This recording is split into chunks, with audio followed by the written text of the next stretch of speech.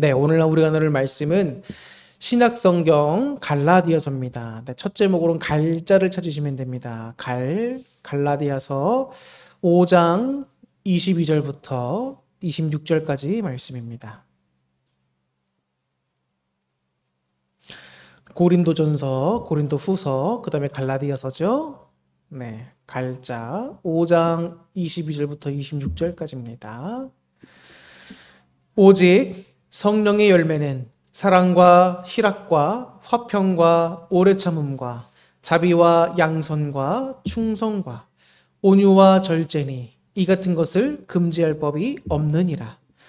그리스도 예수의 사람들은 육체와 함께 그 정욕과 탐심을 십자가에 못 박았느니라. 만일 우리가 성령으로 살면 또한 성령으로 행할지니 헛된 영광을 구하여 서로 노엽게 하거나 서로 투기하지 말지니라. 아멘. 할렐루야.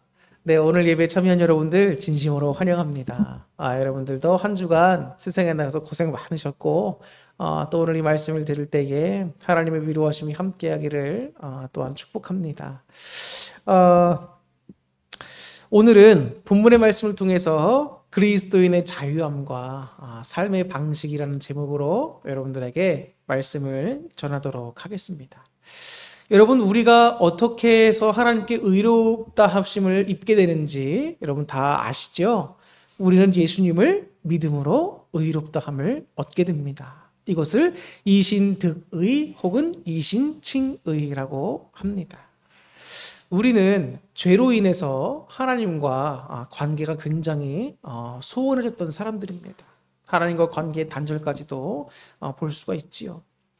그런 우리에게 하나님과 우리와의 관계를 회복시켜 주시고 또 화해의 자리로 인도해 주신 분이 있습니다. 그분이 바로 중보자 되시는 예수 그리스도예요. 우리는 죄로 인해서 나 자신 스스로 하나님께로 나아갈 수가 없는 자들입니다. 감히 하나님께로 우리가 스스로 나아갈 수가 없습니다. 하나님을 찾을 수도 없는 사람들이죠. 그렇기 때문에 반드시 중간에서 하나님과 우리와의 관계를 연결해주는 중보자가 필요했던 거예요. 그분이 누구냐? 바로 예수 그리스도시라는 겁니다. 그 예수님의 보혈이 주님을 믿는 모든 자들의 회개하는 죄들을 다 씻겨주십니다. 그죠? 그리고 하나님 앞에 나아갈 수 있는 담력들을 얻게 해주셨습니다. 하나님의 용서를 그 은혜가 받게 해주셨고 또 우리는 죄로부터 뭘 얻게 되나요? 자유함을 얻게 됩니다. 무언가에 매여 있고 무엇에 종이 되어 있다는 것은 굉장히 안타까운 상태지요. 그런데 그 죄로부터 우리를 자유케 해주셨다는 겁니다. 그리고 구원의 길을 열어주셨고 하나님의 자녀가 되게 해주셨다는 겁니다. 그래서 우리의 참된 시민권은 어디에 있다? 하늘나라에 있다. 그래서 우리는 하늘 시민권자들입니다, 여러분. 자, 우리가 하나님의 자녀가 되었다라고 하는 말에서 알 수 있듯이 되었다는 것은 수동태죠. 몸못에 의해서 그렇게 되었다는 의미가 있다는 겁니다. 그럼 우리가 하나님의 자녀가 되었다는 것은 나의 스스로와 힘과 능력으로 된 게 아니라 오직 예수 그리스도의 보혈의 은혜로 말미암아 하나님의 자녀가 될 수 있었다는 것을 말해 주는 겁니다.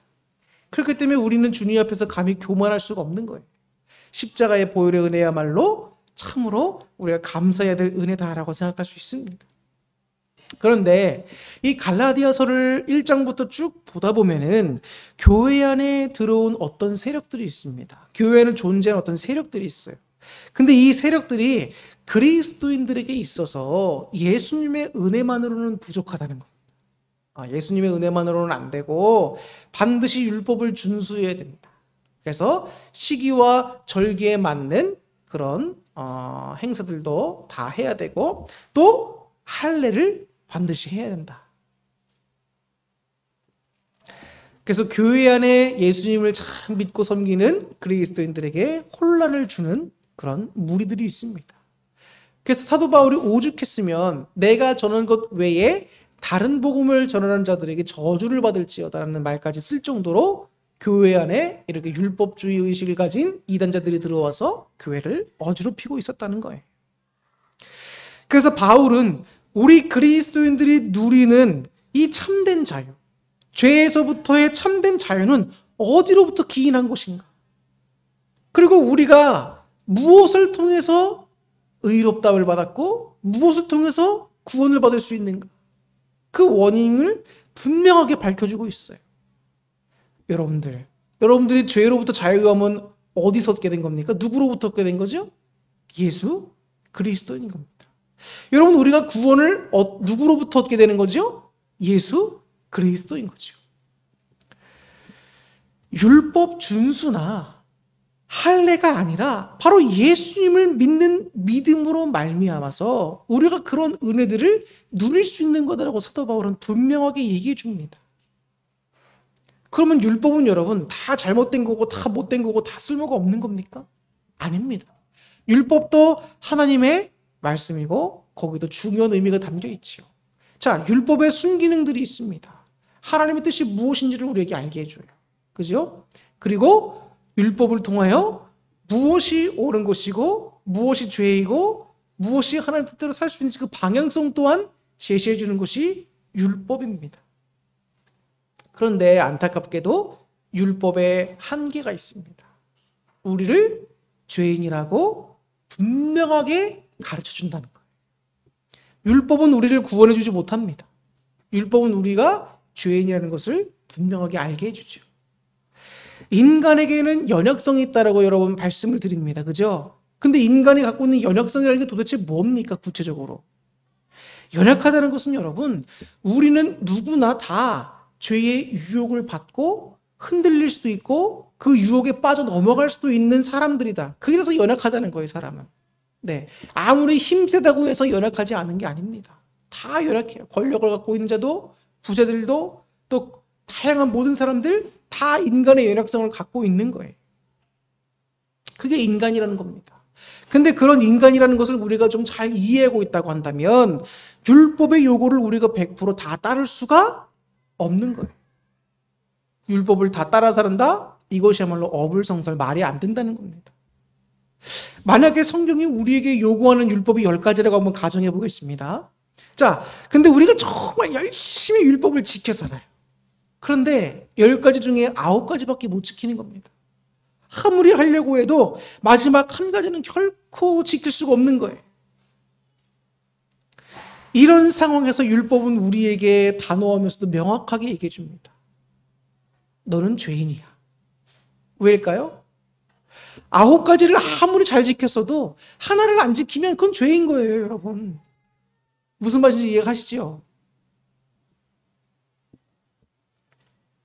당신이 최선의 노력을 다했을지라도 당신은 죄인입니다 라고 우리에게 이야기해 주는 게 율법이란 말이에요. 그것이 율법이 가지는 한계라는 겁니다. 한계. 우리가 아무리 많은 선행을 하고 율법을 따랐다고 해도 한 가지만 어겨도 실패한 자여 죄인이 되는 겁니다. 그렇다면 구원과는 멀어질 수밖에 없죠. 그렇기 때문에 예수님이 오시기 전에 바리새인들이 그렇게 율법을 가지고 많은 사람들을 정죄했던 거 아닙니까? 너는 죄인이라는 겁니다. 그런 우리를 살리시려고, 그런 죄로부터 우리를 자유케 하시려고 예수님께서는 이 땅에 오셔서 보혈을 흘려주신 겁니다. 율법으로서는 얻을 수 없는 용서와 참된 자유를 얻게 해주신 거예요. 믿는 자 모두에게 구원의 길을 걸을 수 있도록 그 문을 열어주신 분이 바로 우리 예수님인 겁니다.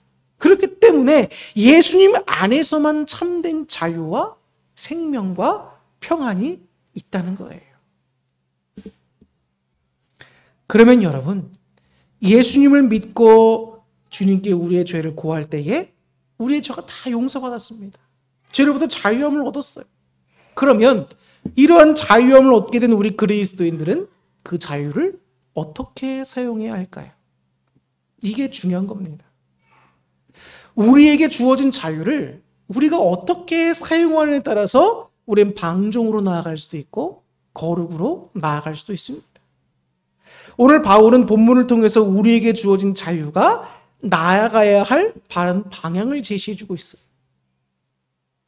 근데 그 방향 제시는 우리가 해도 되고 안 해도 된다가 아니라 성령님의 인도함을 받고 성령을 따르는 우리 그리스도인들은 반드시 그 길로 가야 한다는 거예요. 그리스도인의 의무라는 겁니다. 주님께서 우리에게 은혜를 베풀어 주셨죠? 그럼 그 은혜에 대한 응답으로 우리는 삶의 열매를 맺어야 되는데 그 열매가 바로 오늘 본문에 나와 있는 성령의 9가지 열매들이라는 겁니다. 여러분, 육신이 원하는 일이 뭘까요? 육신이 원하는 일은 남녀노소 누구를 불문하고 똑같습니다. 음행, 더러운 것, 호색. 이 모든 것 성적 범죄와 관련된 거지요. 우상 숭배. 나는 어떤 동물이나 어떤 형상도 안 만드는데요, 목사님. 우리 마음속에 하나님 외에 하나님의 자리에 그것을 올려놓은 것을 우리는 우상 숭배라고 합니다. 오늘도 내 마음의 중심이 하나님이 아니라 다른 것에 올려져 있다면 그게 곧 우상 숭배예요.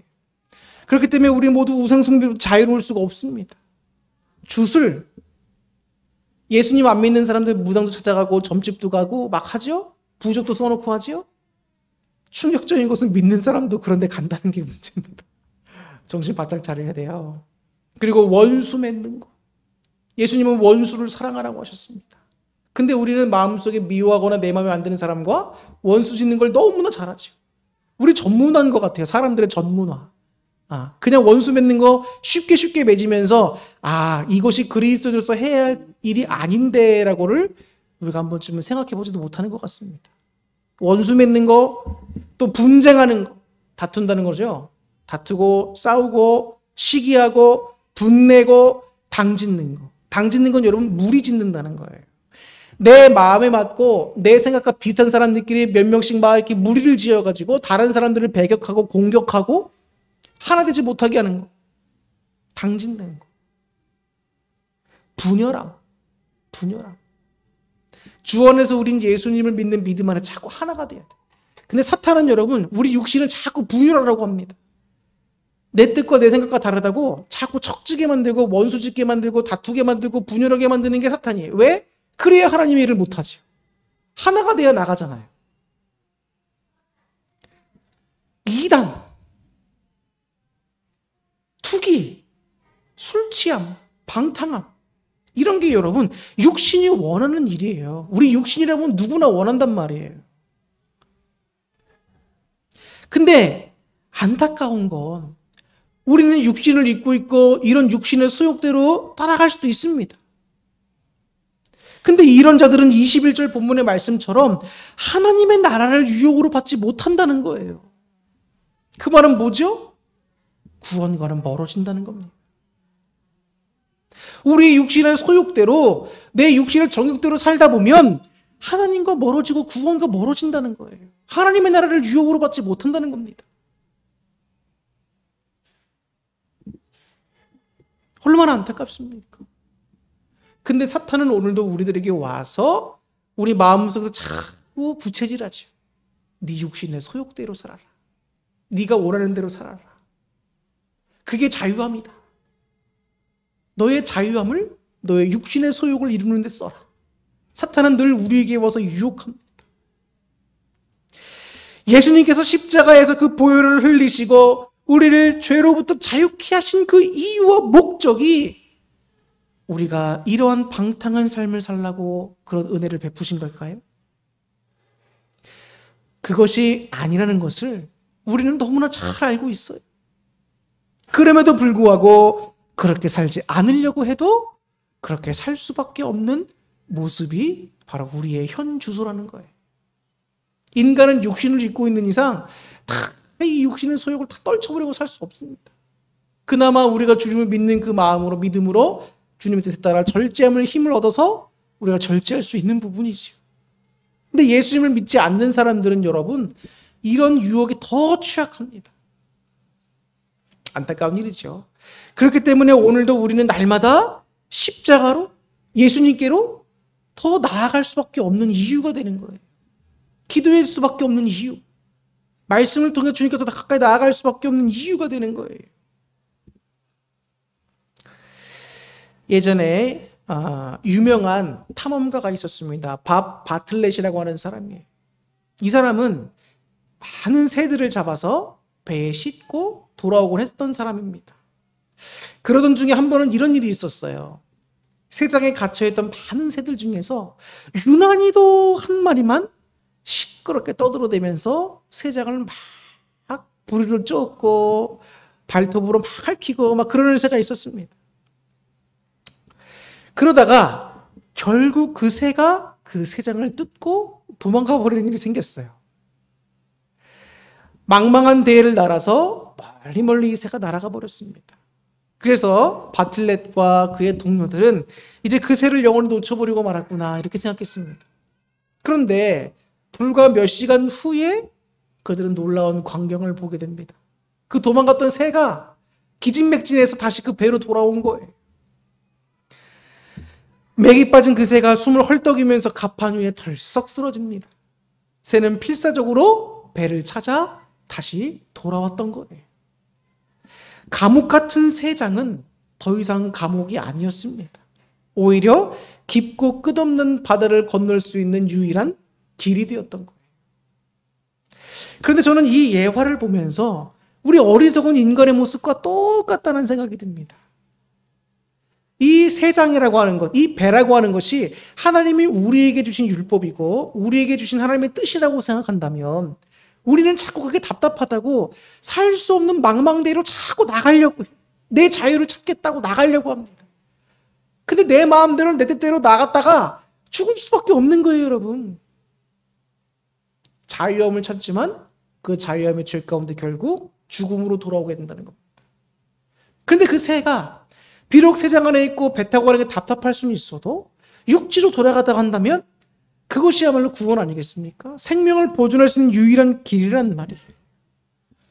자기 육체가 원하는 바를 따라 무엇이든 즐기는 것이 참된 자유라고 생각하는 것, 그것에 참된 기쁨이 있다고 생각하는 건 여러분 정말로 어리석은 생각이에요. 그 방종의 길을 가는 것을 막는 하나님을 사람들은 거부하기도 합니다. 하나님은 그 길로 가지 말라고 하시죠. 왜? 죽음이니까. 죄의 삭은 사망이니까 가지 말라고 하십니다. 근데 사람들은 그런 하나님을 거부한다는 거예요. 왜? 내 자유를 막는 것 같으니까. 하나님의 말씀으로부터 귀를 막아버립니다. 왜? 내가 하고 싶은 대로 하지 말라고 하니까. 그런 사람들은 하나님을 믿는다는 것을 일종의 자신들의 자유를 억압한다고 여깁니다. 더구나 하나님을 열심히 믿고 따르고 순종하는 사람들을 가지고 비난합니다. 노예 근성을 갖고 있다.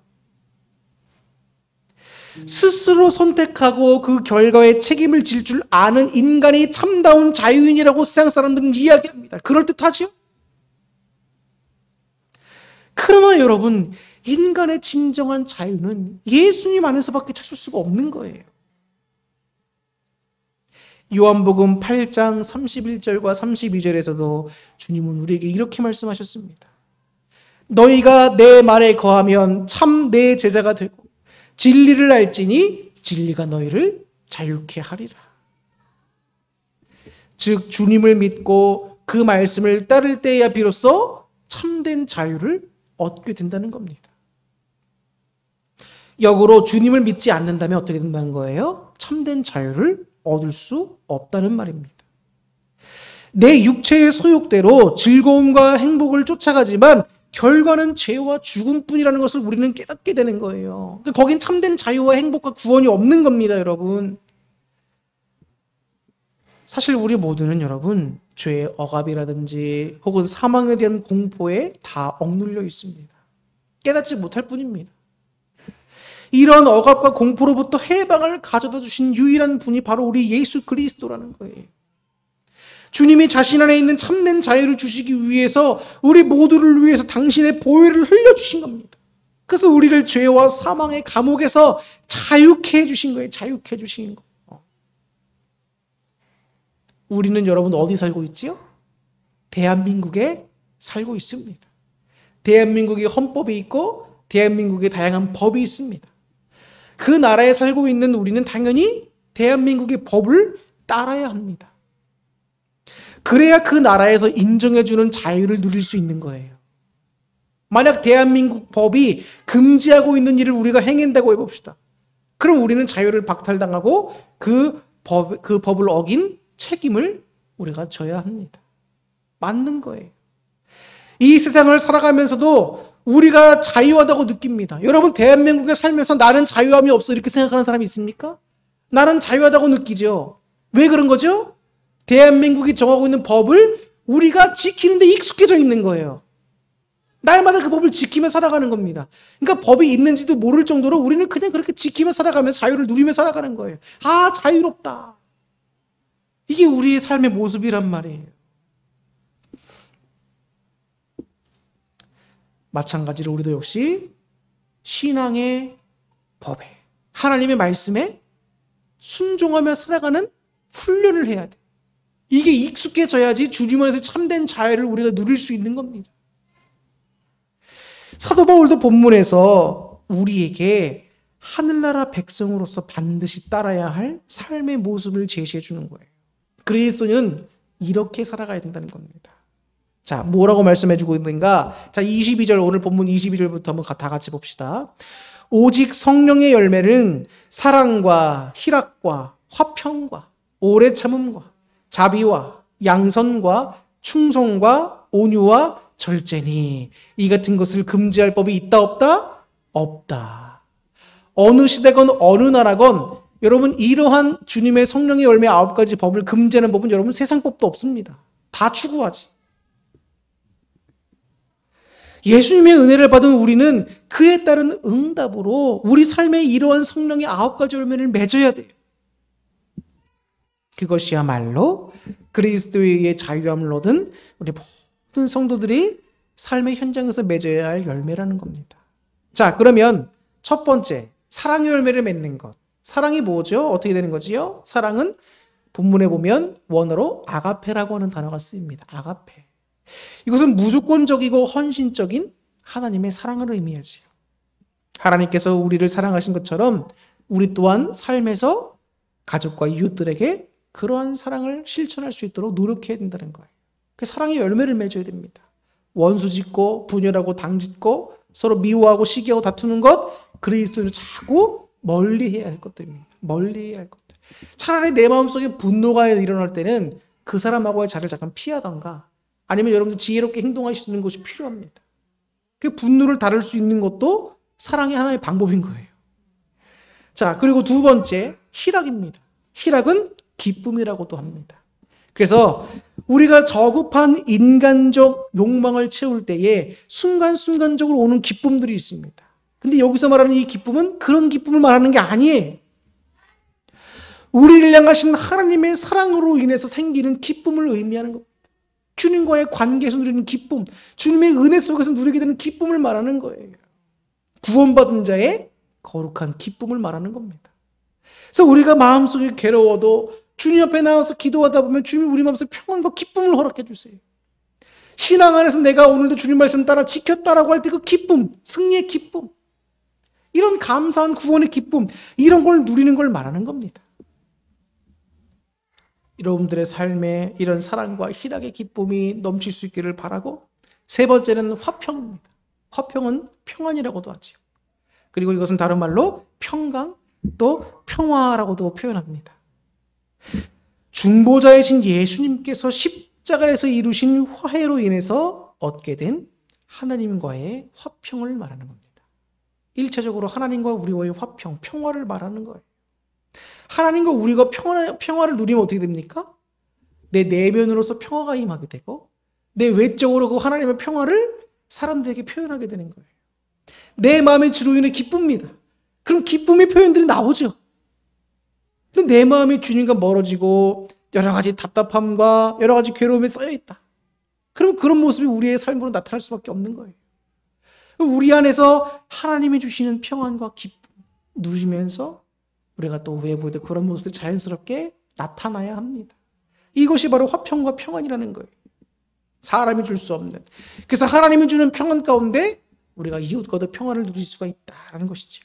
네 번째는 뭡니까? 오래 참음입니다. 이것은 인내라고도 하죠. 어떤 상황 속에서도 계속해서 참는 겁니다. 그래서 다른 사람을 관용할 줄 아는 성품을 말하는 거예요. 관용한다. 그 사람들을 품는다는 걸 말하는 거죠. 용납한다는 거죠. 그러려면 우리가 참는 모습이 필요합니다. 근데 우리가 참지 못하고 자꾸 폭발해. 참지 못하고 우리가 자꾸 악한 일들을 합니다. 그러면 여러분, 그거는 그리스도인의 모습이 될 수가 없다는 거예요. 예전에 제가 모교회에 다녔던 지금 원로 목사님이시죠? 김대일 목사님께서 저에게 제가 사역자가 된다고 하니까 저에게 주셨던 조언이 있습니다. 그게 참고 지고 참고 죽고 참아라 했어요. 사람들을 상대하다 보면 여러분 참을 일들이 얼마나 많습니까? 근데 목사는 화내면 안 된다는 거예요. 참고 네가 지고라도 참고 죽고라도 참아라. 죽으면 사람이 화를 낼 수가 없잖아요. 그 정도까지 참아야 된다는 거예요. 오래 참. 근데 이게 성경에도 나와 있어. 오래 참으면서 다른 사람을 관용할 줄 아는 성품. 그게 누구의 성품이죠? 하나님의 우리를 향하신 성품인 거예요. 하나님은 처음부터 끝까지 우리를 용납하시고 관용하시고 참아주고 계시다. 하나님 대단하시죠. 우리도 그런 모습을 닮아가야 된다는 거예요. 5번째는 자비입니다. 자비는 인자라고 표현할 수 있어요. 이것은 기본적으로 친절한 성품입니다. 자비하다, 이것은 친절한 성품이라는 거예요. 다른 사람에게 기꺼이 봉사하려고 하는 마음, 섬기려고 하는 마음, 그게 바로 자비요, 인자라는 겁니다. 자, 신약 성경에서는 특별히 이 하나님의 자비하심, 곧 죄인을 구원하시려는 하나님의 무한한 친절을 사용할 때 하나님의 인자, 하나님의 자비, 이런 것들을 표현합니다. 그 성령의 열매로서 자비는 바로 이런 하나님의 성품, 친절한 성품, 다른 이들에게 우리가 봉사하고 친절을 베풀려는 마음, 이런 것을 말한다는 거예요. 다 하나님께 기인한 성품들입니다. 그래서 하나님이 우리에게 하셨듯이 우리 또한 이웃에 그렇게 할 줄 알아야 한다는 거예요. 그리고 양선입니다. 양선. 이것은 곧 선함을 말합니다. 그래서 선한 성품과 행동을 사람들에게 하는 거예요. 도덕적인 말이죠. 그리고 7번. 충성입니다. 충성은 여러분 원어를 보니까 피스티스라고 하는 단어가 쓰였어요. 이 피스티스라고 하는 단어는 원래 믿음으로 쓰입니다. 믿음으로도 번역될 수 있고 신실함으로 번역될 수 있고 본문처럼 충성으로 번역이 될 수도 있습니다. 그런데 지금 있는 이 말씀들은 다 사람과의 관계에서 해야 될 것들입니다. 근데 충성은 수직관계죠. 상하관계 쓰는 표현입니다. 그렇기 때문에 주석가들은 학자들은 이 충성이라고 하는 번역보다는 신실함으로 번역합니다. 적절하다 이렇게 얘기를 합니다. 왜냐하면 사람과의 관계에서 여러분 그리스도인들이 자꾸 믿을 수 없는 사람이 되면 됩니까? 안 됩니까? 아, 저 사람은 교회 다닌다고 하는데 이렇게 약속을 어겨. 이 사람은 못 믿겠어. 이런 열매를 맺으면 안 된다는 거예요. 그리스도인들은 하나님처럼 하나님은 신실하시잖아요. 하나님 믿을만 하시다. 말씀하신 바를 이루시고 반드시 지키시는 분. 우리도 어떻게 되냐고요. 그런 모습을 닮아가야 돼요. 우리 또한 사람들 앞에서 신실해야 되는 거예요, 여러분. 믿을 만한 사람이 돼야지. 우리 사모님, 우리 성도님들 얼마나 믿을 만한지 모르겠어요. 여러분들 그리스도인 길을 참 잘 바라고 계십니다. 저도 여러분들에게 이런 신실한 목사가 되고 싶습니다. 우리 현종원 목사님 그래 믿을 만하지. 저도 노력합니다. 우리 서로 격려해 줍시다. 네. 그리고 8번째 온유입니다. 온유. 이것은 이웃을 향한 윤리적 관용을 의미합니다. 아까 인내랑 좀 비슷하죠? 이 온유도 역시 마찬가지로 따뜻하고 부드러운 마음, 온유하는 마음, 관용하는 마음, 이런 것을 의미하는 거예요. 그래서 우리에게 해를 가하는 자에 대해서 위협적으로 분개하면서 보복하지 말고, 즉 원수를 미워하지 말고 사랑하라는 것과 똑같은 겁니다. 온유해라. 온유해라. 이 사람이 나에게 똑같이 악을 가했으니까 그래, 눈에는 눈, 이에는 이니까 너도 한번 당해봐라. 이런 게 온유가 아니라는 거예요. 마치 바다에 돌멩이 하나 탁 던졌다고 해도 바다가 요동치지 않는 것처럼 그런 마음을 갖고 있는 게 온유라는 겁니다. 그런 마음도 달라고 기도해야겠죠. 그리고 마지막 9번째는 절제입니다. 절제. 이 절제라고 하는 것은 여러분 하나님을 향한 것도 아닙니다. 타인을 향한 것도 아니고 나 자신을 향한 것이 바로 절제입니다. 나 자신을 향해서 우리가 가져야 할 미덕이 뭘까요? 아까 인간의 소용 말씀드렸죠? 온갖 음행과 더러운 것과 호색함과 이런 모든 것들을 우리가 절제해야 되는 삶의 모습이 필요하다는 거예요. 절제해야 된다는 겁니다. 그래서 성령의 사역으로 맺어지는 이러한 9가지의 덕목들은 여러분 온 율법을 성취하는 것이라고 볼 수 있어요. 하나님 사랑과 이웃 사랑이 이 성령의 9가지 열매에 다 담겨 있기 때문입니다. 그래서 여러분 우리가 율법에 얽매여서 다른 사람을 정죄하지도 말고 거기에 얽매여서 나는 죄인이야. 오늘도 또 죄를 졌어. 하나님께 어떻게 나가냐. 나는 이거밖에 안 되냐. 이런 생각도 하지 마시고 성령의 인도하심 따라 한 걸음 한 걸음 성령의 9가지 열매를 맺는 것을 삶에서 한번 여러분 노력해 보세요. 대한민국 법을 따르는 것에 익숙하듯이 우리는 하나님의 이 9가지 열매를 맺는 일에 익숙해져야 된다는 거예요. 훈련하지 않기 때문에 주님께 붙어 있는 게 자꾸 억압됐다고 생각되는 겁니다. 오늘 이 말씀이 여러분에게 순종할 수 있는 영적 토대가 마련되는 계기가 되기를 축복합니다. 그래서 성령의 법과 그 성령님의 인도를 따르는 일에 익숙해져서 순종함으로 이 9가지 아름다운 열매를 맺는 참된 그리스도인 되실 수 있기를 주님의 이름으로 축복합니다. 기도하겠습니다.